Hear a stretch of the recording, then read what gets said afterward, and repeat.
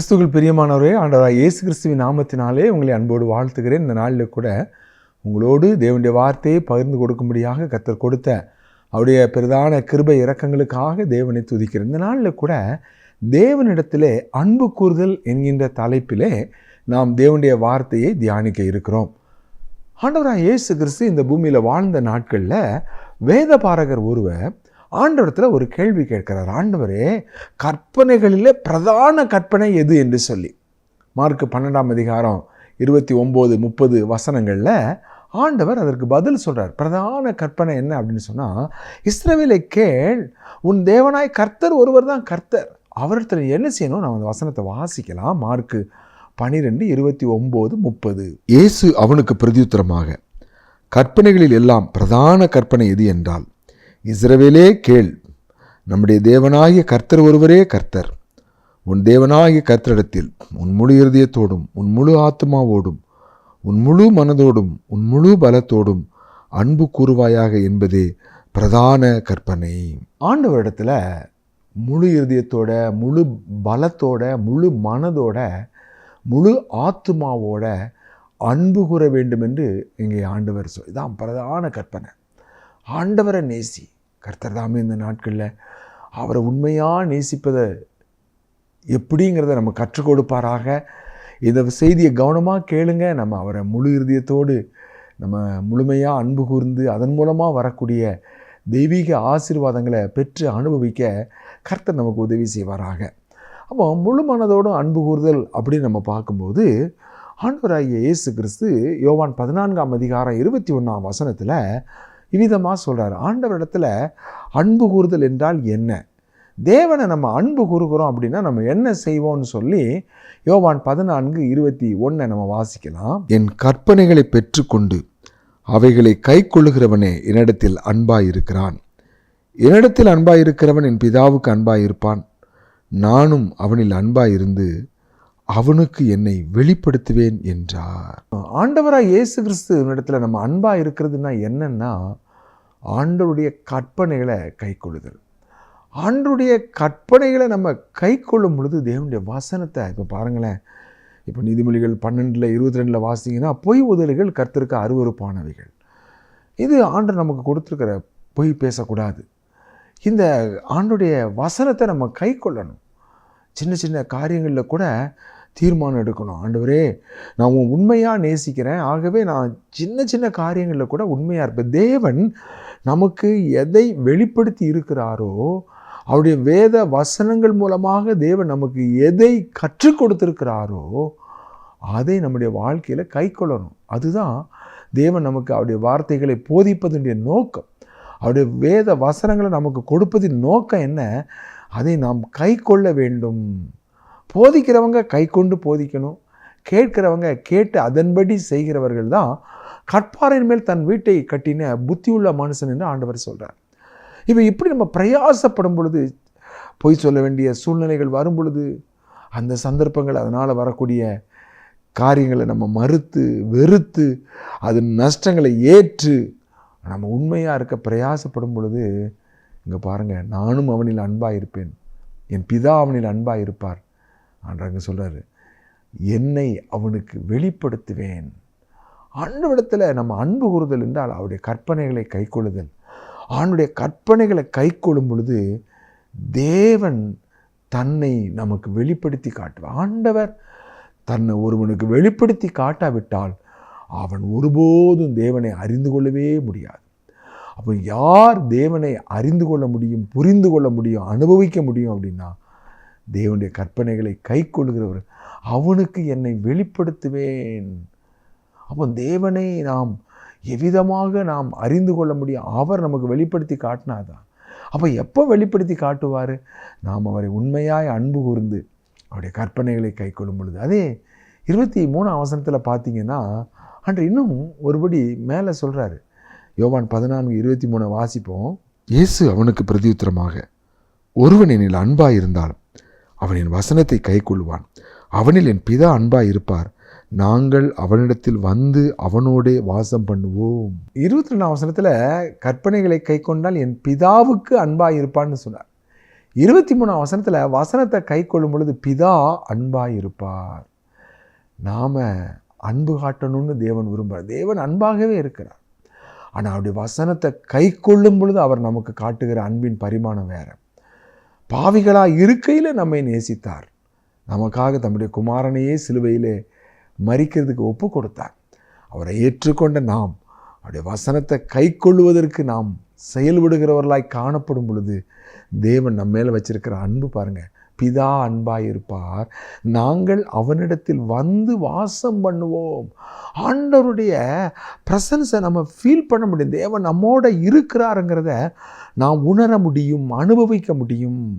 அப்போ கற்பனைகளை கை கொள்ளும் பொழுது தன்னை வெளிப்படுத்தி காட்டுகிறார். ரெண்டாவது, அவர் வந்து வாசம் பண்ணுகிறார். மற்றவங்க சொல்லுவாங்க அவரோட தேவன் இருக்கிறார்ப்பா, மெய்யாகவே தேவன் உங்களோடு இருக்கிறார் என்று. ஆண்டவர் நம்மோட இருக்கிறது நிமித்தம் நமக்கு அவங்க பயப்படுவாங்க, நமக்கு மதிப்பு மரியாதையை கொடுப்பாங்க. கர்த்தர் நம்மோட இருக்கிறான்னு சொல்லி நமக்கு கீழ்ப்படிந்து அடங்குவாங்க.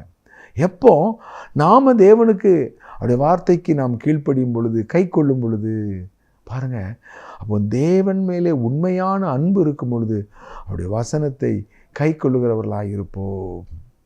ஆண்டவராக இயேசு கிறிஸ்து பேதுருவை பார்த்து கேட்டார்.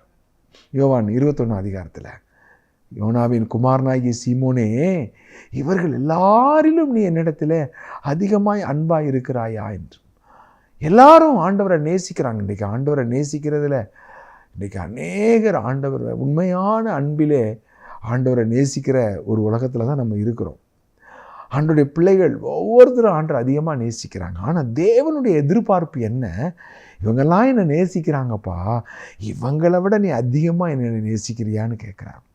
அப்போ எல்லாரும் காணிக்கை பெட்டியில் காணிக்கப்பட வரும்போது ஆண்டவராக இயேசு கிறிஸ்து அங்கே உட்கார்ந்து ஒவ்வொருத்தரும் என்ன காணிக்க போடுறாங்கன்னு சொல்லி கவனிச்சுட்டே இருந்தார். ஒரு ஏழை விதவை ஒரு துட்டுக்கு சமானமான ஒரு காணிக்கையை கொண்டு போடுறாங்க.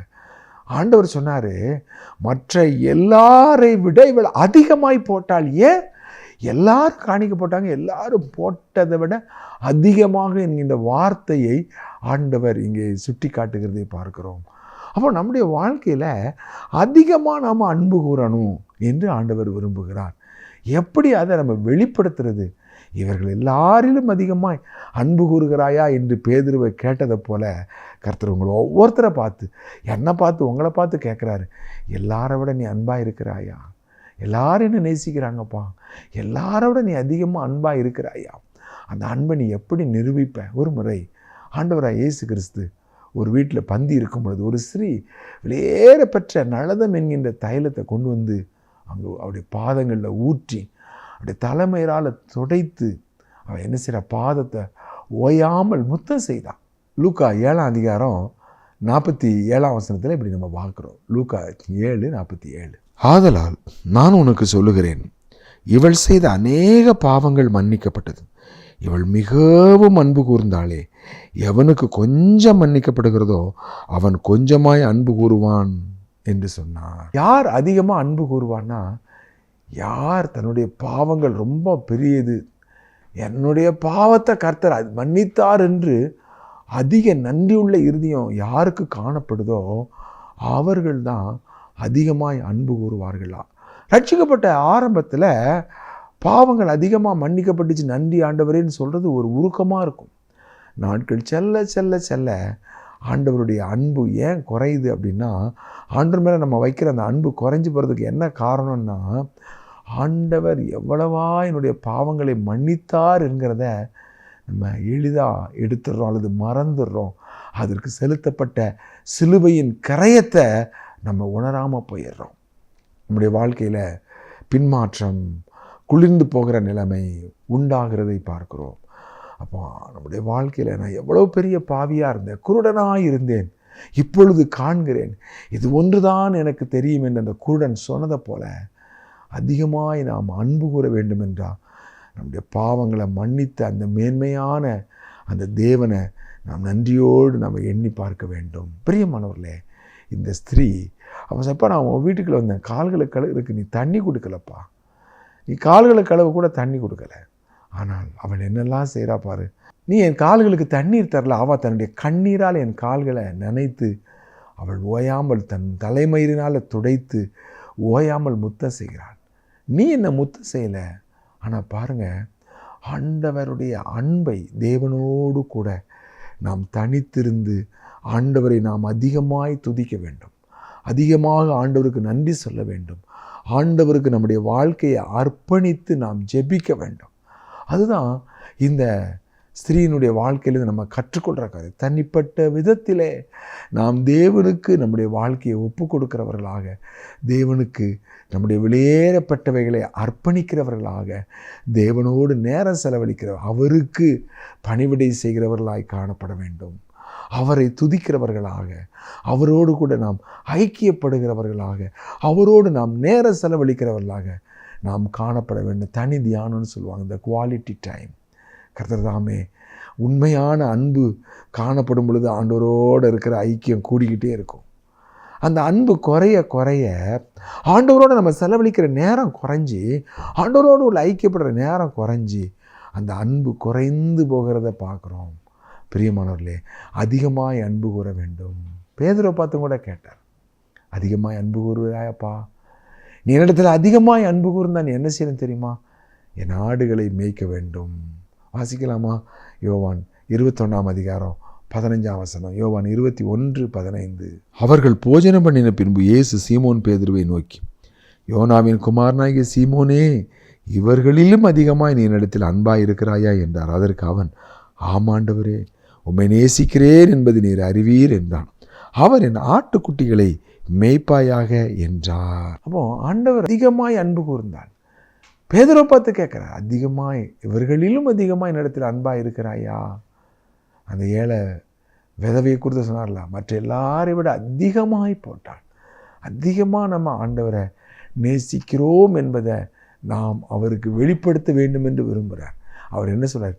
என் ஆடுகளை 3 தடவை கேட்குறார். ஆட்டுக்குட்டிகளை மேய்ப்பாயாகன்னு சொன்னார். மற்ற 2 முறை ஆடுகளை மேய்ப்பாயாக.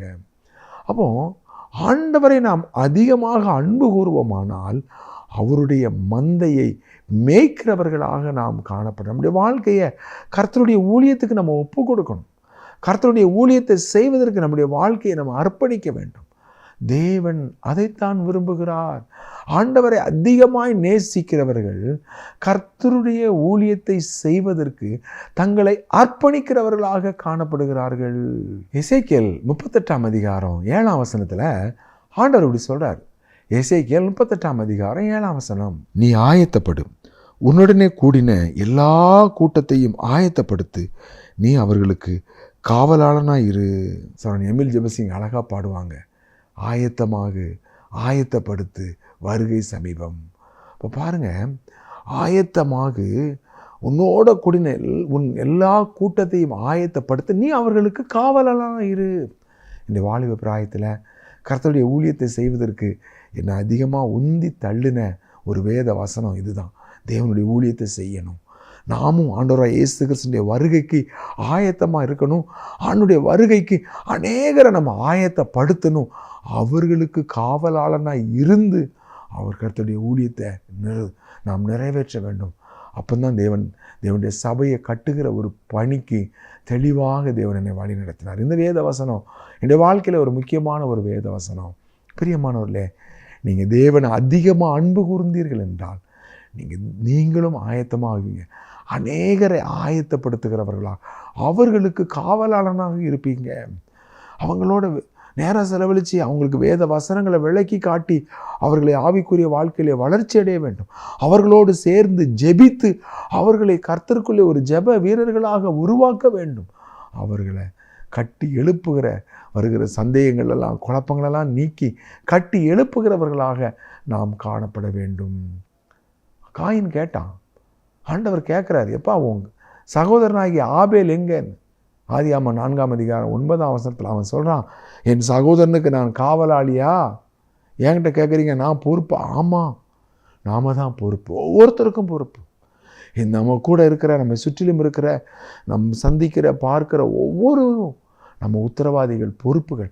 அவர்களுக்கு கிறிஸ்துவின் அன்பை அறிவித்து அவர்களை கிறிஸ்துவனுடைய மந்தைக்குள்ளே கொண்டு வர வேண்டும். இந்த தொழுவத்தில் இல்லாத அநேக ஆடுகளை நம்ம கொண்டு வர வேண்டும்.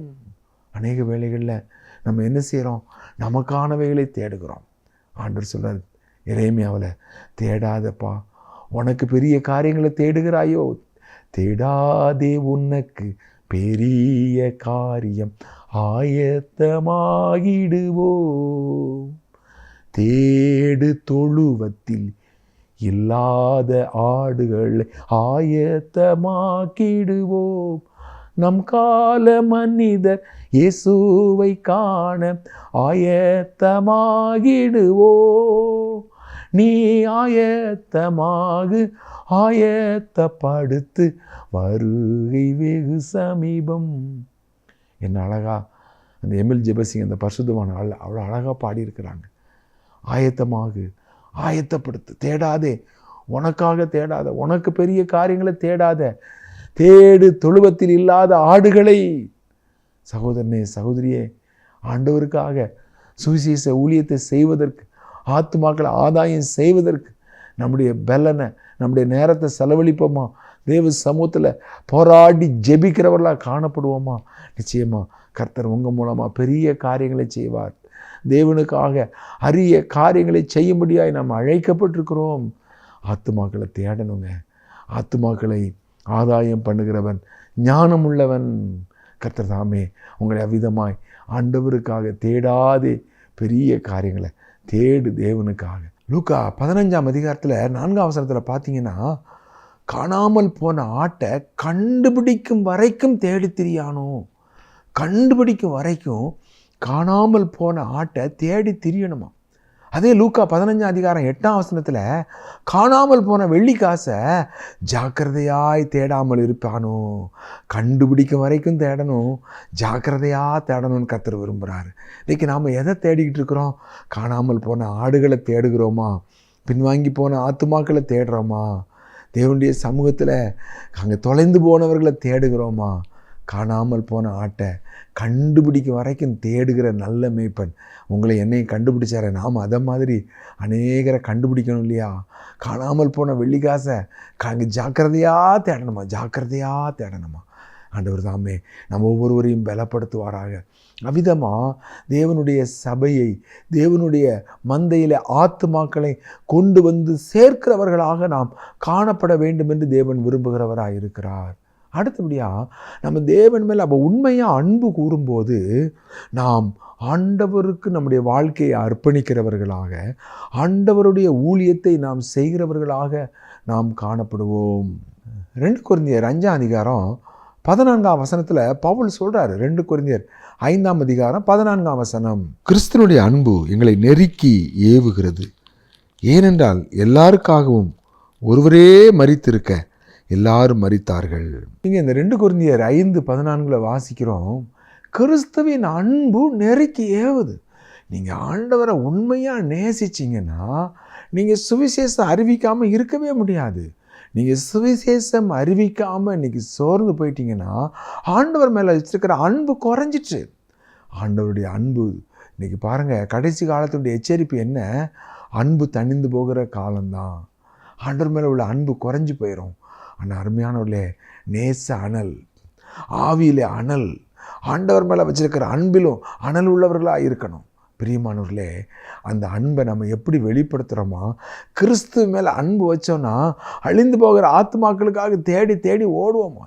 ஜான் கைடன் சொல்லக்கூடிய தேவ மனிதர் ஆத்மாக்களுக்காக பஞ்சாப் மாநிலத்தில் வந்து கர்த்தருடைய ஊழியங்களை செஞ்சார். கண்ணீரோடு ஜெபம் பண்ணுவார். ஆண்டவரே, மணிக்கணக்காக 3 மணி நேரம், 4 மணி நேரம், 5 மணி நேரம்னு சொல்லி ஜெபம் பண்ணிகிட்டு இருப்பாராம். இன்றைக்கி 10 நிமிஷம் ஜெபம் பண்ணுறதே பெரிய விஷயமா இருக்குது. 1/4 மணி நேரத்துக்கு மேலே நிறைய பேருக்கு ஜெபம் பண்ண முடியல. ஆனால் 5 மணி நேரங்கள் எதுக்காக தெரியுமா? ஆத்தும ரட்சிப்புக்காக, ஆத்துமாக்களுக்காக பாரத்தோட நெருக்கி ஏவுது.